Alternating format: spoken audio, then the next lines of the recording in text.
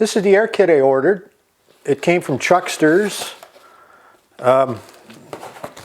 In the box, I got a set of written instructions, no diagrams, no pictures. A bag with a couple of screws, some plugs, and a clamp, a gear clamp, hose clamp. And here is the air filter itself, the air kit. The thing that I like about it, very, very solid. It has supports going right through, and it sandwiches the air filter in between. On the Kawasaki Drifter 1500, your right-hand side air filter isn't actually an air filter. It's a cover for your idle control solenoids. Here's what it looks like with the cover off on the right side. Your air comes through your crossover pipe from your left side, goes up into your engine. Here's your idle control solenoids.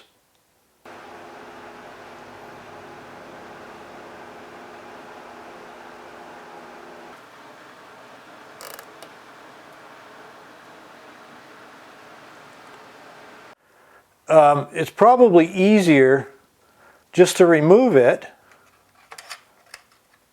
and now pull the rubber boot back.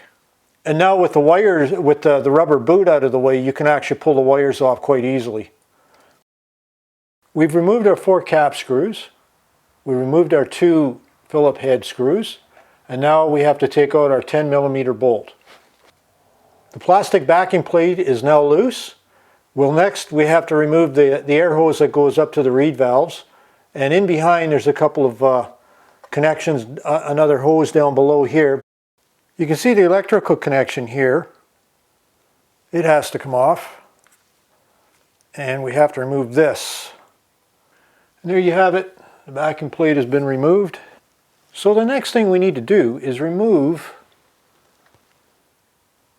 2 small nuts, one on either side of the crossover tube, using a small magnet. So the next step calls for the removal of this bracket underneath the vacuum tubes. And there's this hook right here. It was attached to this.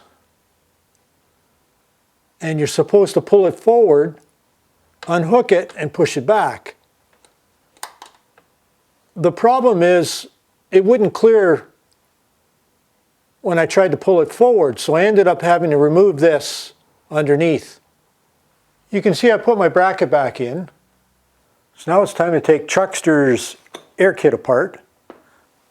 Okay, so we've removed the air temperature sensor from the old backing plate, and we've installed it in the new backing plate. So now our backing plate has our air sensor, put our pillars back in, and recommend always use a little bit of Loctite. Just to mention, I've removed the O-rings off of the vacuum tubes, and we won't be using those again. But what I will do is put on a little bit of silicone, just smear it around. Hose is connected. Now comes the electrical.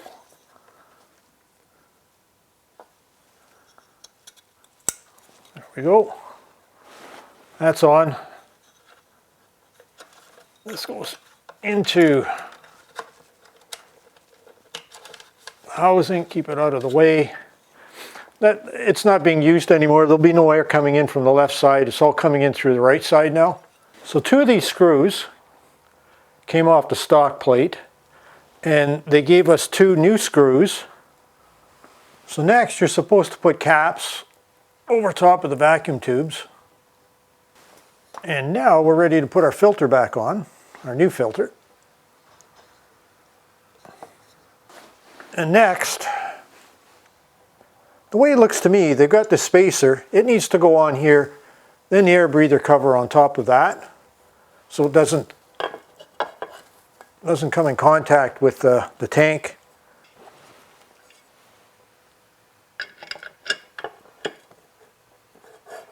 And there you have it. The cover's back on, filter's installed, and as you can see, there's plenty of room for air to get in.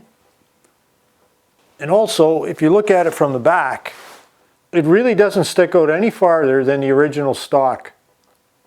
And that's the installation of the Chuckster Air Kit on the 1500 Vulcan engine.